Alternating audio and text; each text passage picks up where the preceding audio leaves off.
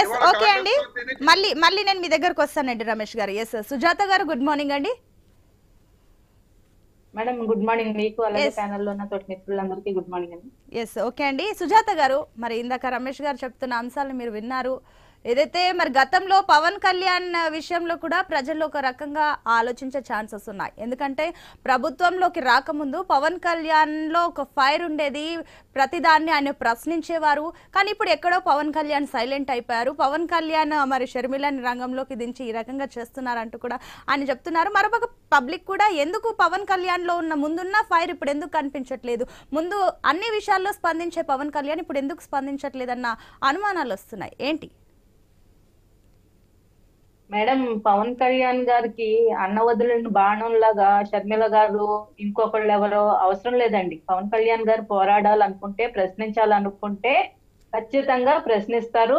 జగన్మోహన్ రెడ్డి గారు చేసిన అక్రమ దందాలు, అన్యాయాలు ఏవైతే ఉన్నాయో అవి చాలండి ఎవరికైనా ప్రశ్నించడానికి, వారిని ఎదుర్కోవడానికి, వారి గురించి పోరాటం చేయడానికి. అంతేగాని షర్మిల గారినో ఇంకెవరినో తెచ్చుకోవాల్సిన అవసరం, దౌర్భాగ్యం అయితే ఎవరికి పట్టలేదండి. ఇంకొక విషయం, పవన్ కళ్యాణ్ గారు ప్రశ్నించలేదు అని అడుగుతున్నారు.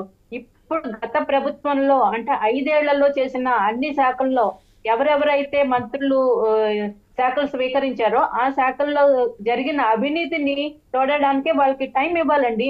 ఇన్ని రోజులు అధికారులతో సమీక్ష చేస్తున్నారు పవన్ కళ్యాణ్ గారు. రోజుకు 10 గంటల పైగా ఆయన సమీక్షలు జరుపుతూ ఒక్కొక్క శాఖలో జరిగిన అవినీతి ఎంత అన్నది ప్రతి మంత్రి కూడా చూస్తున్నారు. ఈ రోజు మన 5,000 కోట్ల రూపాయలు పంచాయతీరాజ్ శాఖలో నిధులు పక్కకు మళ్లించేశారన్న విషయం వెలుగులోకి వచ్చింది.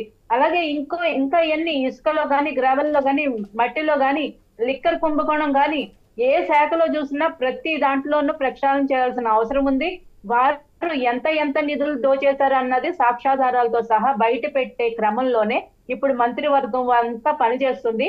ఏదంటే వైసీపీ గాలి పార్టీ లాగా గాలి లెక్కలు చెప్పమండి, అన్ని పక్కా లెక్కలతోటి అధికారుల దగ్గర లెక్కలన్నీ తీసుకుని మీకు ఖచ్చితంగా మాట్లాడే రోజు వస్తుంది. ఆ రోజు ప్రశ్నించిన దానికి జవాబు ఇవ్వడానికి అసెంబ్లీ నుంచి పారిపోకుండా జగన్మోహన్ రెడ్డి గారు ఉండాలని మేము కోరుకుంటున్నామండి. ఇప్పుడు ప్రతి చిన్న విషయానికి కూడా పవన్ కళ్యాణ్ మాట్లాడేవారు ప్రజలతోని, అటు మీడియా సమావేశం కానివ్వండి, లైవ్లలో కానివ్వండి, ప్రతి చిన్న విషయానికి పవన్ కళ్యాణ్ పబ్లిక్ తో ఇంటరాక్ట్ అయ్యేవారు.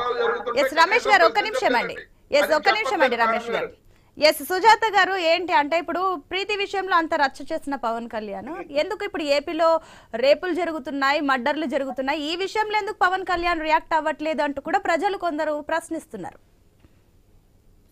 పవన్ కళ్యాణ్ గారు తీసుకున్న శాఖ మీద ఆయన ఎక్సర్సైజ్ చేస్తున్నారండి. As well as Pawan Kalyan గారి దగ్గరికి వచ్చిన రిక్వెస్ట్లు అన్నిట్లో కూడా ఆయన తీసుకుని పరిశీలించడం జరుగుతుంది. జనవాణి కార్యక్రమం గత ప్రభుత్వంలో ఎలా జరిగిందో ఈ ప్రభుత్వంలో కూడా జనసేన ఆఫీస్ దగ్గర ఫిర్యాదులు వస్తున్నాయి. అవన్నీ తీసుకుంటున్నారు, సంబంధిత శాఖలకు పంపిస్తున్నారు, అది సార్ట్ అవుట్ చేస్తున్నారు. అలాగే మొన్న ఒక అమ్మాయి 9 నెలల నుంచి తప్పిపోయింది అన్న విషయం కూడా ఆయన దగ్గరకు రావడం జరిగింది. 9 రోజుల్లో ఆ అమ్మాయిని తీసుకురావడం జరిగింది. అలాగే గతంలో జరిగిన అపహరణలు ఏవైతే ఉన్నాయి ప్రతి ఒక్కటి వస్తుందండి, కంగారు పడక్కర్లేదు. మీరు జగన్మోహన్ రెడ్డి గారు అసెంబ్లీకి రాలేదంటే 45 రోజులే కదా అయ్యింది అంటున్నారు. మరి కూటమి ప్రభుత్వం వచ్చి కూడా 45 రోజులే కదా అయ్యింది, మీరు టైం ఇవ్వట్లేదు ఎందుకు? అప్పుడే ఎందుకు కంగారు పడి అన్ని అంటే ఇన్స్టాంట్ నూడిల్స్ లాగా పరిపాలన అవ్వదండి. ఎక్కడ గుర్తు పెట్టుకోండి, ఇన్స్టాంట్ నూడిల్స్ లాగా కిటికీలో వేసేస్తే సమస్యలన్నీ పరిష్కారం అయిపోవు. మీరు చట్టాలని ఎంత విధంగా వక్రీకరించారో, ఎంత క్రైమ్ ని ఎంత లేబులైజ్ చేశారో ఒక్కొక్కటి బయటకు వస్తుందండి. ఒక్కొక్కటి బయటకు వస్తే మీరు టైం ఇవ్వండి. కనీసం వచ్చిన గవర్నమెంట్ కి కనీసం సంవత్సరం టైం ఇస్తారు. సంవత్సరం కాదు 6 నెలలన్నా టైం ఇవ్వండి. టైం ఇచ్చిన తర్వాత మీరు క్వశ్చన్ చేయండి. ఖచ్చితంగా ప్రజాస్వామ్య ప్రభుత్వం. మేము ఆడపిల్లలు రేట్ చేసిన సంఘటనలో ఖచ్చితంగా దర్యాప్తు జరుగుతుందండి. నేను చెప్పేది మిగతా అన్ని విషయాలు బయటకు వస్తాయని చెప్తున్నాను. మీరు ఖచ్చితంగా టైం ఇవ్వండి. సార్ ప్రతి దానికి, ప్రతి ఒక్క కేసుకి ఆయన హోమ్ మినిస్టర్ కాదండి స్పందించడానికి. మీరు ఖచ్చితంగా స్పందిస్తారు. హోమ్ మినిస్టర్ దగ్గర మీకు న్యాయం జరగకపోతే బాధ్యతలకు న్యాయం జరగకపోతే ఖచ్చితంగా పవన్ కళ్యాణ్ గారు స్పందిస్తారండి. మేము ప్రభుత్వంలో ఉన్నాం కదా చెప్పి ఆయన కళ్ళు మూసేసుకుని ఏముంటారండి. ఖచ్చితంగా స్పందిస్తారండి. సార్ ఖచ్చితంగా స్పందిస్తారండి. దాని మీద దర్యాప్తు జరుగుతుంది, కొంచెం టైం ఇవ్వండి సార్. మీరు దర్యాప్తులోనే పవన్ రోజుకో కళ్యాణ్ గారు విషయం వెలుగులోకి వస్తుంది. చెప్తున్నామండి. పవన్ కళ్యాణ్ Right. గారు వెళ్ళాలి, స్పందించాలి, స్పాట్ లో నుంచోవాలి, రిపోర్ట్ ఇవ్వాలి. ఆయన ఇదే కాదండి, Yes, ఒక నిమిషం. ఖచ్చితంగా స్పందిస్తారండి. Yes, సత్యనారాయణ గారు. అలాగే జగన్మోహన్ రెడ్డి గారు. సార్ మేడం ఒక్క నిమిషం అండి, నేను కంప్లీట్ చేస్తాను. చెప్పండి. జగన్మోహన్ రెడ్డి గారు నిన్న నల్ల కండువాలు వేసుకుని వచ్చి నిరసన తెలియజేశారు.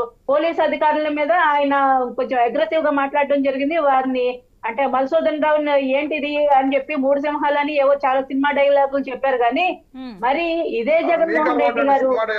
జగన్మోహన్ రెడ్డి గారు నరసాపురంలో జరిగిన మత్స్యకారుల కార్యక్రమంకి ఆడవాళ్ళు నల్ల చున్నీలు వేసుకుని వస్తే ఎందుకు భయపడ్డారండి? చున్నీలు దించేసి ఆడవాళ్ళు లోపలికి రమ్మన్నారు. నల్ల బురకాలు వేసుకుని వస్తే ముస్లిం మహిళలు వాళ్ళని ఎలో చేయలేదు, నల్ల షర్ట్లు ఎలో చేయలేదు. అంటే మీ దగ్గరున్నప్పుడు ఒక రూలా, మీరు ప్రతిపక్షంలో మీరు పథకం ఏమంటారు ప్రభుత్వంలో లేనప్పుడు ఒక రూలా? ఏం మాట్లాడుతున్నారండి? వింటేజ్ జగన్ ఇస్ బ్యాక్ ఏమో అండి. మీరు అన్నట్టు గతంలో ఫైర్ సీఎం మాజీ సీఎం జగన్ లో ఫైర్ ఉండేది, అధికారం ఉన్నప్పుడు సైలెంట్ అయిపోయారు, మళ్ళీ అధికారం పోయిన తర్వాత మళ్ళీ ఫైర్ వచ్చింది.